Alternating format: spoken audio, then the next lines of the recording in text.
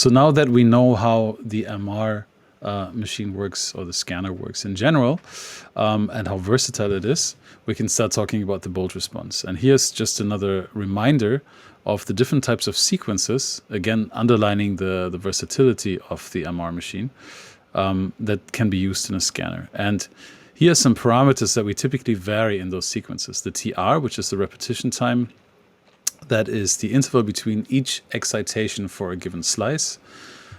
So from excitation 1, or when I send the radio frequency pulse, to the next radio frequency pulse.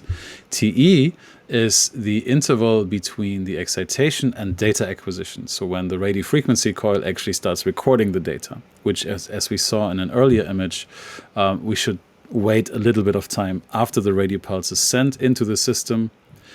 We should wait a little bit until we start recording it, namely when the two tissue types are maximally different or can be differentiated maximally. And this will allow us then in a T1 image to visualize differences between gray matter and white matter. And in the T2 images, we maximizing the difference between fluids and sort of the rest of the brain, where fluids are here shown in white, and here fluids are shown in darker colors, in darker gray colors, black. Finally, we have a T2 star sequence, and this is a very fast measurement that we can repeatedly take. These are the types of measurements we will use when we acquire the bolt response. Here we have long TRs, just like in T1s, but relatively intermediate TEs, so echo times. And you can see that the resolution is a little bit less than of the T1 and T2 images, because we're acquiring them fast. Now, about functional MRI, we have to note that what we are measuring here is actually not the neurons firing themselves, but the energy demand of those neurons and the response of the brain to the energy demand. And that is highly dependent on two things. One, on the presence of hemoglobin, specifically oxygenated versus deoxygenated hemoglobin, and this is an image of this. And as well, because we're looking at basically the differences in a blood flow, in a sense, in oxygenated versus deoxygenated blood, we are highly dependent on how this blood gets to the brain and gets to the neurons. So we can only image areas that actually have active blood circulation. And one of the things you might notice here is already that there are some larger veins or arteries, some main arteries and veins that supply blood to specific regions, and some smaller ones. And so this also leads to differences in signal intensity. So if you have a very large region that shows increased blood flow or increased oxygenation in that region, then we obviously also get larger signals in those regions. A second note is that our measurement unit, namely the fMRI voxel, which we'll talk about in a second, it's about a cube that's the size of 3 by 3 millimeters within the image that we're taking. So it's not a pixel, but it's a three-dimensional cube, which we call a voxel. And within this neuron, what we're picking up is activity within sort of this vascular mesh, right? So these tiny arteries that supply blood to the neurons directly. The problem with that is that we have at least 1 million neurons in a typical fMRI voxel. So we're still relatively inaccurate in terms of what we can pick up using fMRI. Although the accuracy is increasing, we're already able to go below 1 millimeter in terms of voxel resolution. But we're still picking up not directly neuronal firing, and we're talking about millions of neurons, at least 1 million neurons that are firing at the same time, and the energy supply to those neurons. So it's an indirect correlational method in a sense, fMRI, which is a limitation, but it turns out that actually it's not such a large limitation, and that fMRI does a very good job of picking up active neuronal regions. So, as I mentioned earlier, for functional MRI, we use these T2 star sequences, or or images that are called echoplanar images, so EPI, for fast acquisitions of these types of images. And this is, again, to point out the resolution of these images is much lower than the resolution of anatomical images that we usually, that we also acquire when we scan a subject in the scanner. So the spatial resolution is depending on the scanner that you're using. So if you have a high field scanner like a 3T scanner versus a relatively lower field scanner, you can have higher resolution. And with very high field systems of 7 to 9T, so T stands for Tesla, and that's the field strength of the scanner, you can have even smaller voxel sizes. So this is the size of the voxel, and it's typically around 2 to 3 millimeters.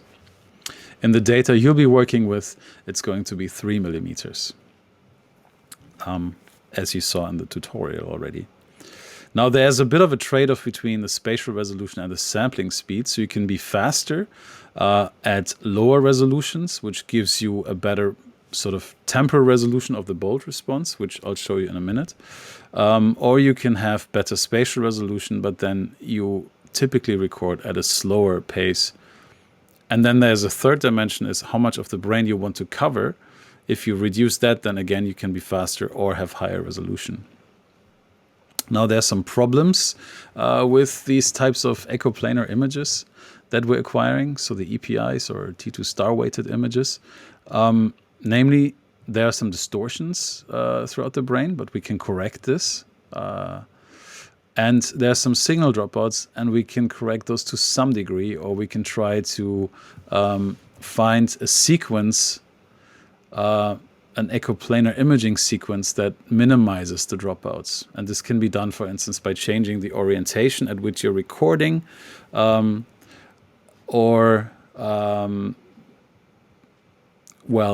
basically different by changing sequence parameters. This is something you typically talk to your MR physicist about as a researcher. But let me point out the dropout real quick to you. So you have less signal in the EPI image here, as you can see, in a region that is quite well recorded in the T1 image. And this typically occurs in areas where we have sort of that are filled with air. So this is the nasal cavity here that is filled with air and leads to signal dropouts in this specific type of sequence. And to be able to then eventually, look at these images, look at these echoplanar images, we need to acquire many of them and then use statistical analyses and lots of pre-processing to be able to make conclusions about where the brain is active in one versus the other condition. But what is it that makes T2 star images or T2 star weighted images functional? And the answer to that is the bold contrast, or the blood oxygen level dependent contrast. And what I'm showing here is a depiction of hemoglobin. This is how it looks like in the when you take it under a microscope.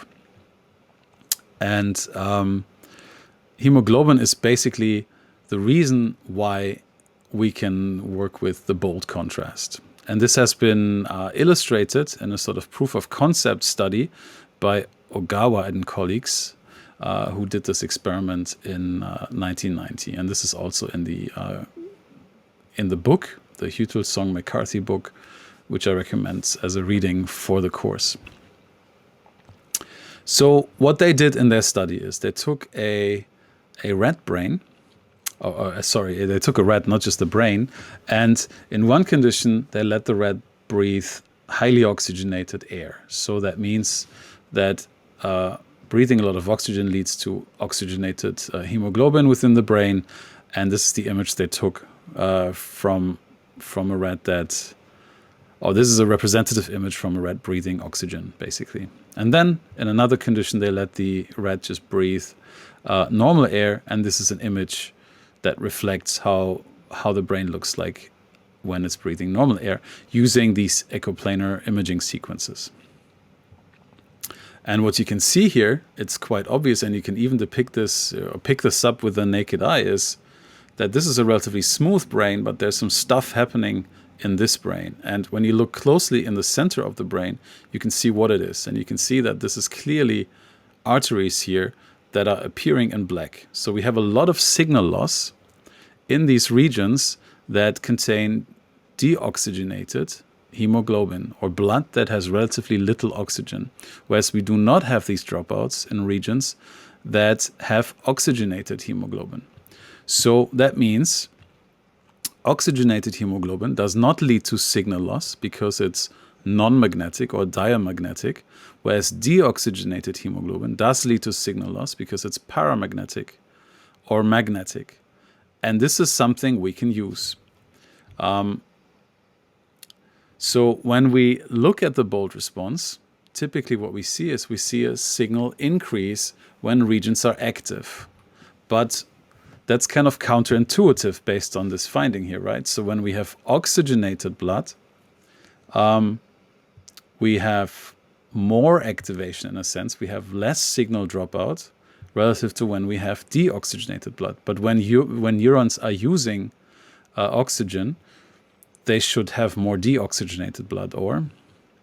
Well, that's the question. It actually turns out that that is not the case because the brain overcompensates. So when, oxygenated blood is basically sent to regions that are highly active at the moment, which means that there is a higher amount of oxygenated blood in regions that are currently active relative to regions that are currently not active. So what happens is we have a stimulus, which could be a sensory, motor, or cognitive process that we're interested in, and this then leads to the Bolt response that I'm showing here. But first of all, this leads to neurometabolism and synaptic activity, which means that these neurons are burning energy, and they require energy. They require glucose and they require oxygen to maintain this firing rate and basically to make up for the energy they just spent. This means that there is an increase in regional cerebral blood flow to these regions.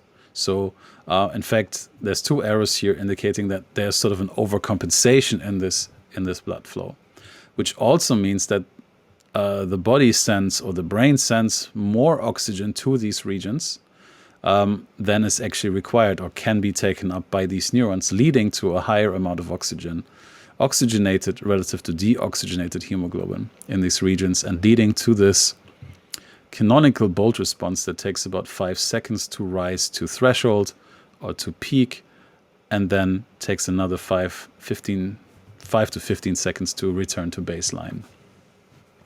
So to summarize this, due to an overcompensatory increase of regional cerebral blood flow, or RCBF, increased neural activity decreases the relative amount of deoxygenated hemoglobin and leads to higher T2 star signal intensity.